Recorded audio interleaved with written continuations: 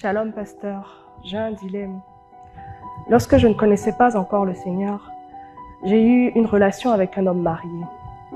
Nous nous sommes séparés en bons termes et avons gardé une relation purement amicale.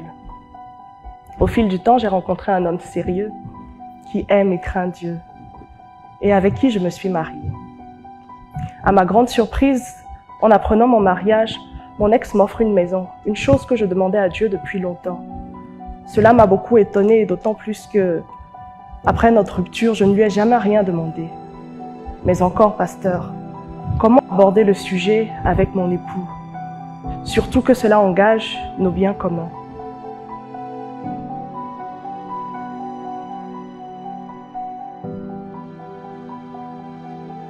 Sœur, vraiment est dans l'embarras. C'est une vraie question qu'on a aussi. Ce sont des questions réelles que des personnes traversent.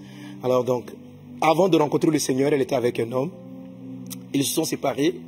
Lorsqu'elle a rencontré le Seigneur, ils se sont séparés. Chacun a pris sa vie de son côté.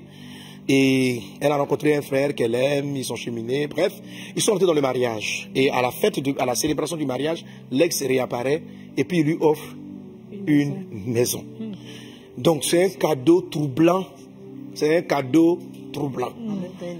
Et puis, qui a en même temps un exaucement d'une de ses prières. Ça fait un moment qu'elle prie pour avoir une maison, pour être propriétaire d'une maison. Donc, est-ce l'exaucement de Dieu? Et puis, c'est l'ex. Comment son mari va prendre la chose? Comment gérer tout ça? Vraiment, elle est un peu dans l'embrouillement. Et elle veut avoir notre réponse. Amen. Alors, toi qui me suis, je vais écouter ta réponse maintenant. Rapidement, on va permettre aux uns et aux autres. Donc, Fériane Apierre dit c'est troublant. Tchaï. Waouh. On sait que c'est maison, mais tu ne prends pas. Muriel dit ne prends pas. Bon, il y a un qui dit les détails que nous n'avions pas. Hein. Effectivement, sur la question, on ne peut pas tout mettre. Dans la question, on n'a pas dit que c'était l'exaucement. Dans la question sur le toc-toc, on n'a pas dit que c'était l'exaucement de sa prière. En fait, elle avait prié pour avoir une maison. Alors, que pensez-vous? Que pensez-vous? Ah, et là, Touré dit, les toc-toc là aussi, vraiment cet esprit au secours. Mais je vous assure, ce sont les réalités que des personnes vivent. Et là, c'est une histoire réelle. C'est une question que nous avons prise, qui nous était posée.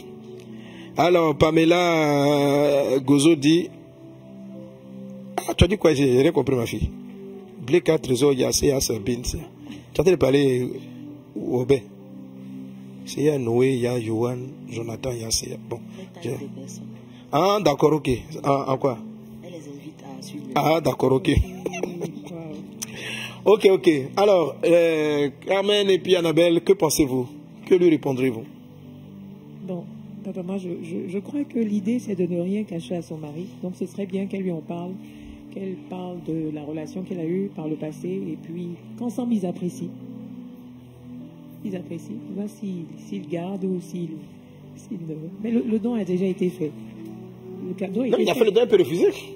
Au lieu de demander qu'est-ce qu'elle va faire. Il a fait le cadeau, peut-être qu'il est venu lui apporter les papiers avec son nom, tout ça. Okay. Bon, Francine Haché dit, si c'est la réponse à sa prière, on prend. Et puis Fanny dit, je prends la maison, c'est Dieu qui a donné. Bon, regarde, mettez-vous à la place, la soeur. Mettez-vous à la place. Alors, essayez de prendre deux positions. Mettez-vous aussi à la place du frère. Hein? Si vous êtes le marié, et vous apprenez que votre épouse a reçu une maison de son ex, comment vous allez prendre l'affaire? Sincèrement, papa, moi je comprends pas. Je vais lui dire non. Toi, le mari, si tu étais le mari, tu aurais dit non. Je vais lui dire non. Désiré, si tu étais le mari, tu fais quoi? On n'a qu'à laisser la maison là. Parce que j'ai fait. Tu peux accepter? Il dit non. Constant au fond là-bas. Ah, vous refusez la maison. Mais les gars, votre femme va avoir une maison. Mais ça dépend de qui. Ça dépend de qui? Ça dépend de qui offre. Bon, les sœurs. Parfois, ça peut créer des liens. La Bible dit que le mariage est honoré de tous. Le gars a honoré le mariage même s'il est l'ex. Il a honoré le mariage. Non, tu ne prends pas. Ton exaucement arrive. Ça, c'est Kamel Vassi Damaris. Si elle laisse, il va acheter pour elle. Il va acheter pour elle. Hein. Bon, ouais, je sais pas. Mais le mari aussi, il a eu des ex. Tiens, c'est lourd. Papa, il faut nous dire, selon la Bible, qu'est-ce qu'on doit faire. Bon, Ange, Syriac, Lolo en parlaient à son mari et ensemble ils décideront puisqu'ils sont un. Bon, qui est partant pour cet avis-là? C'est-à-dire, le cadeau vient, choisir avec mon mari, par rapport aux décisions qu'on va prendre. C'est mon avis. Moi, je pense que, comme Amos 3.3 dit, deux marchent-ils ensemble sans en être convenus. Donc, ils s'asseyent, elle lui explique que dans le passé, voici, si elle n'avait pas fait ça avant le mariage, et puis on décide, voici un cadeau qu'il m'offre. Et puis, ils vont décider ensemble. Oui. L'idée, c'est de ne pas cacher. L'idée, c'est de ne pas cacher. Voilà. Pas cacher, voilà. Désiré.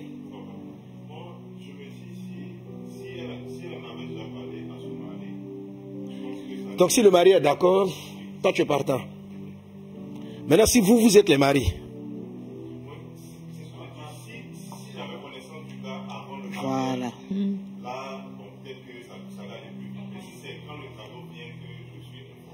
Bon. Je veux un gars qui est sûr que lui il va dire non. Lui il va dire à la femme non, lui il ne veut pas.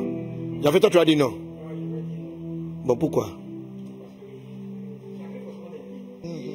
On fait quoi de cette maison? Est-ce que on vit dans cette maison ou qu'on prend cette maison-là, On la vend. on la vend ou ça devient notre patrimoine familial? Le seul fait même de penser une fois que j'ai pas encore une maison pour nous à partir de mes efforts et qu'il y a l'ex de ma femme qui a donné la maison, j'imagine son regard lorsqu'elle va à la maison. Comment elle va me regarder? Ok, gloire à Dieu. Amen. Amen. Amen. Audrey Marie Tralou dit les hommes ont leur fierté. Si je suis le marié, je vais diafoul.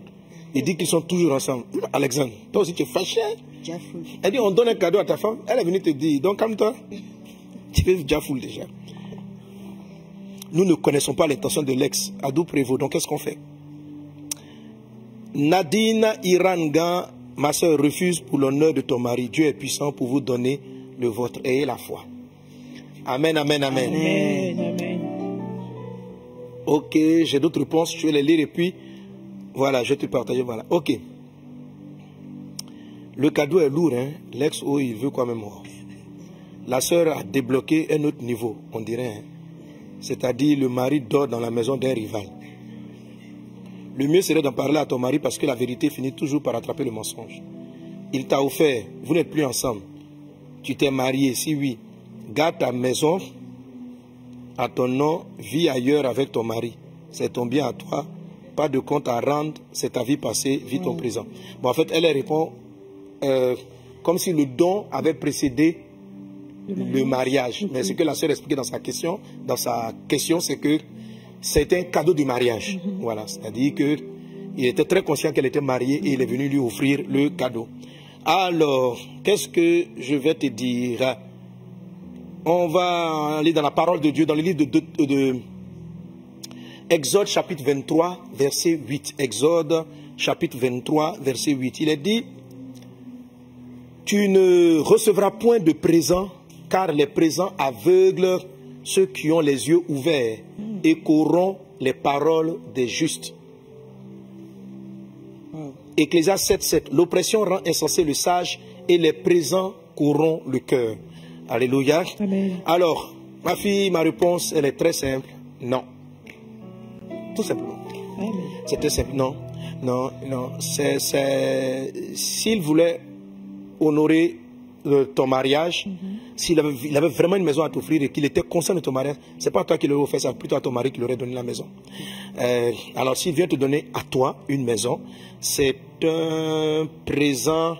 Et c'est un homme lui-même, il est très conscient de ce que cela peut constituer pour un autre homme.